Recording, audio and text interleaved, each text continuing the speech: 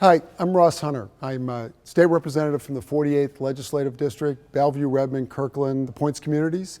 And usually when I do these videos, I want to talk about some great success or exciting piece of legislation we passed. And today I want to share a disappointment. We just finished the first big cutoff in the House of Representatives this year when bills that are not fiscal bills pass from their House of origin and go over to the Senate. And bills that don't pass out of the House by the deadline, which was Wednesday at 5 o'clock, are dead for the session. We have deadlines so that we can actually focus on the bills that are going to pass. One of the bills that we spent a tremendous amount of time working on was to try and clarify the background check rules for gun purchases in Washington State.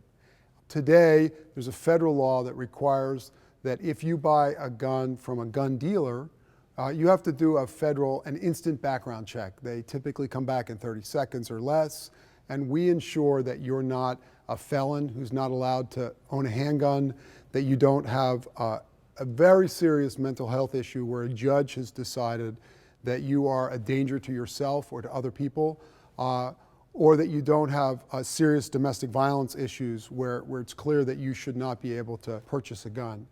But 40% of all firearms are purchased from private sellers, many of them at gun shows.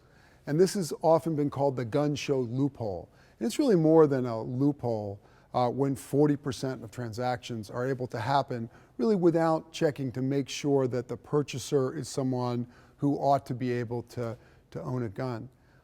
We spent a long time debating. We came within one vote of being able to pass the bill. I personally spent 6 or 8 hours trying to get the last votes, and I don't want to talk about the details of the bill today. This is the House chamber where we sit to debate legislation.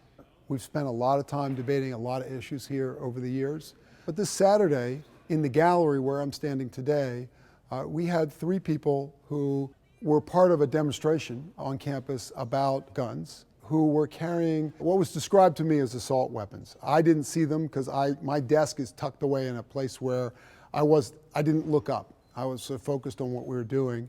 But we had 3 folks up here. Now, we don't allow people in the gallery to carry signs, much like you couldn't carry a big sign with a wooden stick into a baseball field.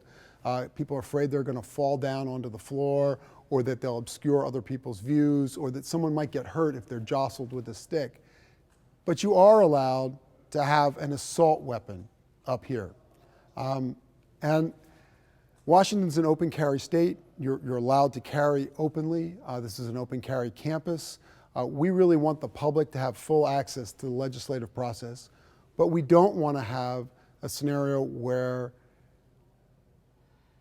guns are used to physically intimidate the democratic process that happens on the floor here. And as you can imagine, the members sort of are quite vulnerable here if there were to be an incident. Now, we had a lot of security, and I don't think an incident would have actually occurred.